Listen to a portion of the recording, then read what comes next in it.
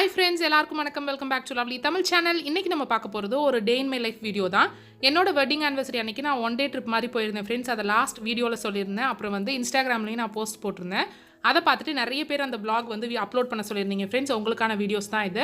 என்னோட wedding anniversary அன்னைக்கு என் husband எனக்கு என்ன சர்ப்ரைஸ் கொடுத்தாங்க, அன்னைக்கு நாங்கள் எங்கே போனோம் அப்படிங்கிறது தான் ஜஸ்ட் ஒரு vlog-ஆ உங்களுக்கு கொடுத்துருக்கேன். யூஸ்ஃபுல்லான கண்டென்ட் இருக்குமா அப்படின்னா இல்லை, பட் கண்டிப்பாக என்ஜாயபிளாக இருக்கும் அப்படின்னு நினைக்கிறேன். வாங்க இப்போ வீடியோக்குள்ளே போகலாம்.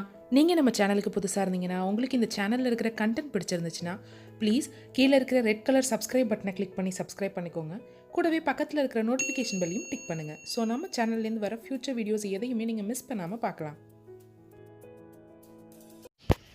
அன்னைக்கு ஏர்லி மார்னிங்கே கிளம்பிடலாம் அப்படிங்கிறது தான் ஃப்ரெண்ட்ஸ் பிளானாக இருந்துச்சு. நான் நைட்டே எல்லாம் ரெடி பண்ணி வச்சுருந்தேன்.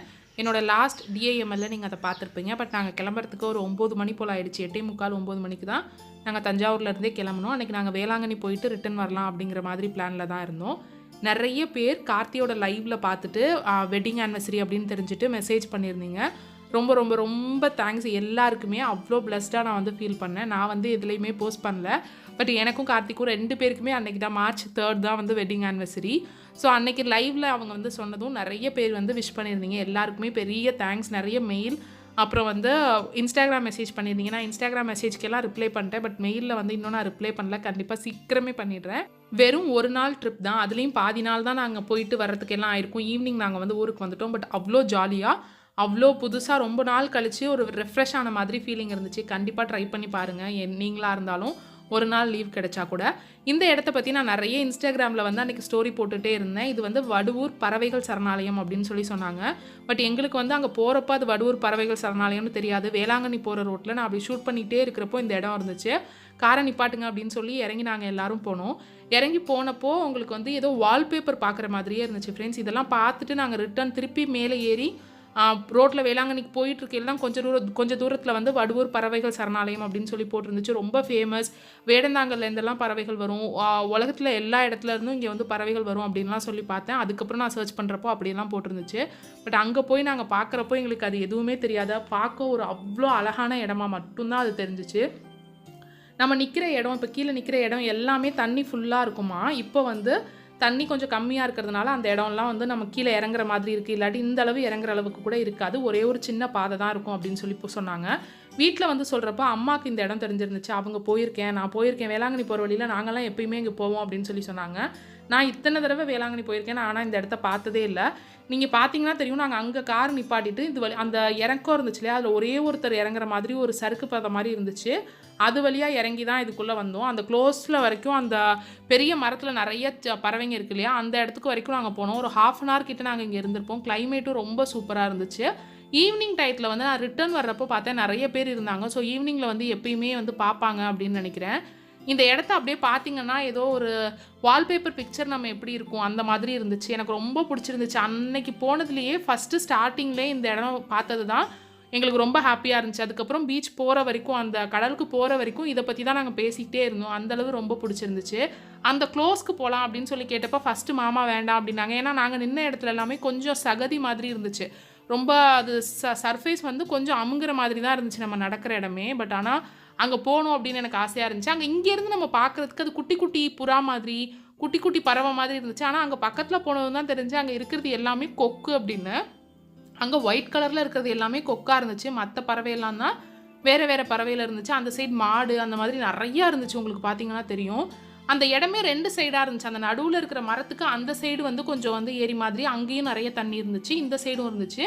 அதுக்கு நடுவில் தான் இந்த மாதிரி இருந்துச்சு. நாங்கள் அங்கே இருந்த ஒரு 1/2 அன் ஹவர்லேயே நிறைய தடவை இந்த சைடும் அந்த சைடும் பறவைங்க வந்துட்டு போய்கிட்டே இருந்துச்சு. இந்த சைடு நடக்கிறது, அங்கே நடக்கிறத விட இந்த சைடு நடக்கிறது வந்து கொஞ்சம் வந்து கஷ்டமாக இருக்கிற மாதிரி தான் இருந்துச்சு. ஸோ கண்டிப்பாக நீங்கள் வடுவூர் சைடு எங்கேயாவது போவீங்க, இல்லை உங்களுக்கு பக்கம் தான் அப்படின்னா இந்த இடத்த வந்து மிஸ் பண்ணாமல் போய் பாருங்கள். இந்த இடத்துல நடக்கிறதுக்கெலாம் தான் கொஞ்சம் ஒரு மாதிரி இருந்துச்சு. இப்போ உங்களுக்கு தெரியும், நான் அந்த க்ளோஸ்அப்பில் வந்து நின்னேன். அந்த இடம் கொஞ்சம் சரிஞ்சு இறங்குற மாதிரி இருந்துச்சு. அந்த மாதிரி இடத்துல இங்கே பார்த்தீங்கன்னா உங்களுக்கு எல்லாமே கொக்காக இருந்துச்சு.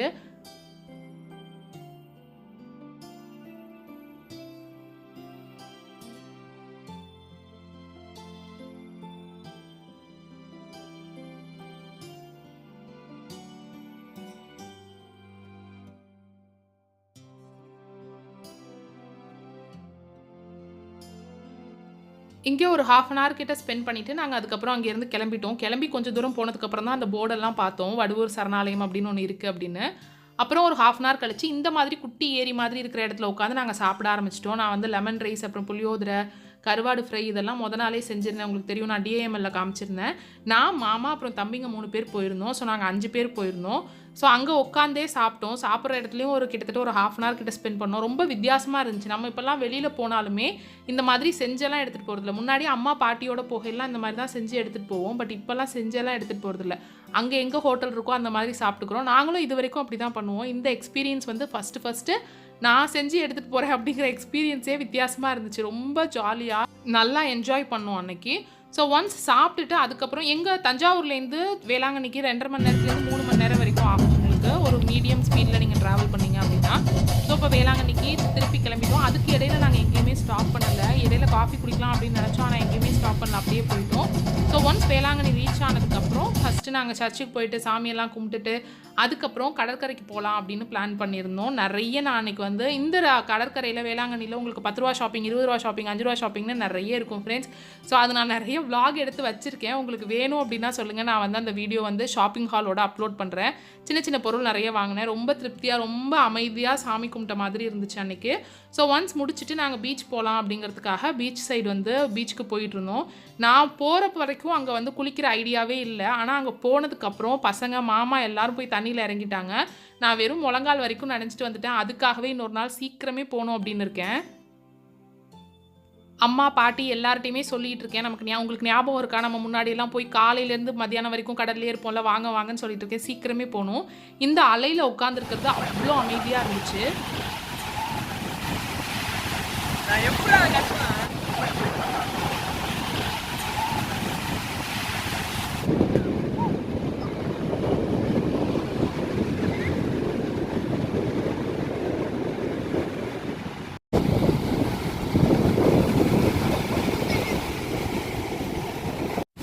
ஃபுல்லாக ரீசார்ஜ் ஆன மாதிரி ஒரு ஃபீலிங். நெக்ஸ்ட்டு நம்ம வந்து ஸ்டார்ட் பண்ண எல்லாத்தையுமே முடிக்கிற மாதிரி ஒரு ஃபீலிங் இருந்துச்சு.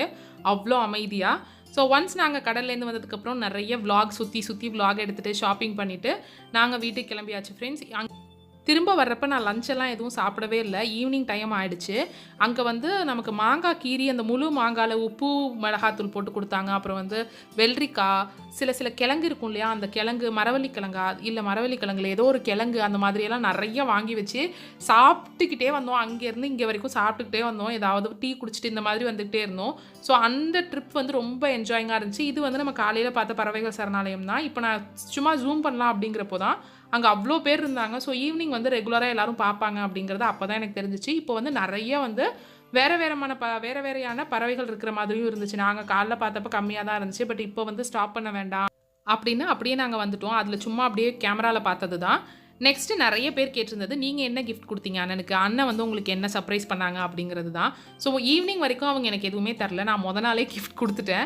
பட் அவங்க ஈவினிங் வரைக்கும், அந்த நைட்டே நான் கொடுத்துட்டேன். பட் அவங்க ஈவினிங் வரைக்கும் எதுவும் தரல. நான் என்ன நினச்சேன், இந்த ட்ரிப் தான் கிஃப்ட்டு. ரொம்ப வித்தியாசமாக, ரொம்ப புதுசாக இருந்துச்சு. நான் சொல்லிகிட்டே இருந்தேன், ரொம்ப நாளாச்சு இந்த மாதிரி போய், எனக்கு ரொம்ப பிடிச்சிருக்கு அப்படின்னு. பட் அவங்க வந்து வீட்டில் தையல் சேனல் பார்த்துருந்தீங்கன்னா தெரியும், என்னோடய ஃபஸ்ட்டு என்னென்ன மாதிரி மிஷின்ஸ் வேணும் அப்படிங்கிறதுல வந்து நான் ஒரு வீடியோவில் சொல்லியிருப்பேன். Up to 1 lakh or 5 lakh வரைக்கும்லாம் உங்களுக்கு தையல் மிஷின் இருக்குது. எனக்கு அதில் ஒரு எம்ப்ராய்டரி மிஷின் ரொம்ப பிடிக்கும். எனக்கு அது வந்து அந்த மாதிரி சொல்லியிருப்பேன். எனக்கு அதில் வந்து ஒரு பிஸ்னஸாக பண்ணணும் அப்படிங்கிறது, ஃபேஷன் டிசைனிங் முடிச்சதுலேருந்தே ஆசை. எம்ப்ராய்டரி ப்ளவுஸ் எல்லாருக்கும் போட்டு கொடுக்கணும் அப்படிங்கிற மாதிரி ஒரு ஆசை இருந்துச்சு. ஸோ சர்ப்ரைஸாக எனக்கு அவங்க 450E உஷாவில் வந்து மிஷின் வாங்கி வச்சுருந்தாங்க. Pure embroidery machine. அவ்வளோ ஹாப்பியாக, அவ்வளோ சந்தோஷமாக, அவ்வளோ சர்ப்ரைஸாக இருந்துச்சு. ஹாப்பி, சந்தோஷம் எல்லாம் சேர்த்து அவ்வளோ சர்ப்ரைஸாக இருந்துச்சு. ஏன்னா அவங்க வாங்கி ஏற்கனவே வச்சுருந்துருக்காங்க 2 நாளைக்கு முன்னாடியே. ஸோ இந்த மிஷின் தான் பியூராக மிஷினே, எல்லா எம்ப்ராய்டரியும் நம்ம சாஃப்ட்வேர் ஒர்க்கிங் மட்டும் முடிச்சிட்டோன்னா எல்லா எம்ப்ராய்டரியும் அந்த மிஷினே போட்டுரும். உங்களுக்கு இந்த மிஷினை பற்றின டீட்டெயில்ஸ் எதுவும் அப்லோட் பண்ணணும்னா நான் சொல்லுங்கள், நான் லவ்லி தையல் சேனலில் அப்லோட் பண்ணுறேன்.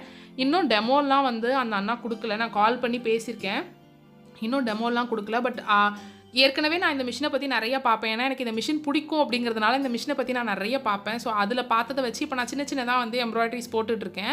யூஸ்வலாக நான் வச்சிருக்கிற கம்ப்யூட்டர் பார்த்தீங்கன்னா நான் வந்து iMac 27 inch தான் யூஸ் பண்ணிகிட்ருக்கேன். பட் இதோட சாஃப்ட்வேர் வந்து 450 உஷா மிஷினோட சாஃப்ட்வேர் வந்து ஆப்பிளோட எந்த இதுலேயுமே வந்து விண்டோஸோட அப்ளிகேஷன் அப்படிங்கிறதுனால ஒர்க் ஆகாது. அதனால அந்த தையல் மிஷின், அதாவது அந்த எம்ப்ராய்டரி மிஷின், அது தையல் மிஷின் இல்லை, வெறும் எம்ப்ராய்டரி மிஷின் தான்.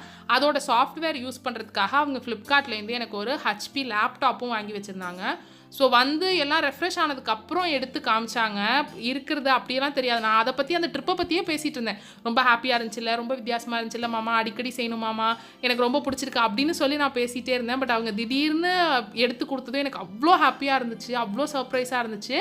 கிஃப்ட்டு, அதோட அமௌண்ட் அதெல்லாம் இல்லாமல் எனக்கு பிடிச்சது, நான் ரொம்ப நாளாக ஆசைப்பட்டு வாங்கணும் அப்படின்னு நினச்சது அவங்க கொடுக்குறாங்க அப்படிங்கிறப்போ எனக்கு அவ்வளோ ஹாப்பியாக இருந்துச்சு. நிறைய பேர் இதை கேட்டிருந்தீங்க, அதனால தான் இதை உங்களோட ஷேர் பண்ணியிருக்கேன் நான். இந்த மிஷின் வந்து இதை வச்சு இது நார்மலாக உங்களுக்கு யூஸ் பண்ணுறதுக்கு இவ்வளோ காஸ்ட்லியான மிஷின் தேவையா அப்படின்னு உங்களுக்கு தோணலாம். பட் இது எனக்கு அப்படின்னு வாங்கினதில்ல. எனக்கு இதை வச்சு பிஸ்னஸ் பண்ணணும், எனக்கு இந்த மாதிரி எம்ப்ராய்டரி போட்டு கொடுக்கணும் அப்படிங்கிற ஆசை ரொம்ப நாளாக இருந்துச்சு. சேனல்லாம் ஸ்டார்ட் பண்ணுறதுக்கு முன்னாடி நான் அதெல்லாம் தான் பண்ணலாம் அப்படின்னு ஃபஸ்ட்டு நான் யோசிச்சுட்டு இருந்தேன். ஸோ அதனால தான் இந்த மிஷின். உங்களுக்கு இந்த வீடியோ பிடிச்சிருக்கும். இது வந்து பெரிய யூஸ்ஃபுல்லான வீடியோலாம் கிடையாது, ஜஸ்ட் என்னோட ஹாப்பினஸை உங்களோட ஷேர் பண்ணிக்கிற வீடியோ தான். உங்களுக்கு இந்த வீடியோ பிடிச்சிருக்கும் அப்படின்னு நினைக்கிறேன் ஃப்ரெண்ட்ஸ். உங்களுக்கு இந்த வீடியோ பிடிச்சிருக்கு அப்படின்னா ப்ளீஸ் கீழே இருக்கிற லைக் பட்டனை கிளிக் பண்ணி லைக் பண்ணுங்கள். பாய்.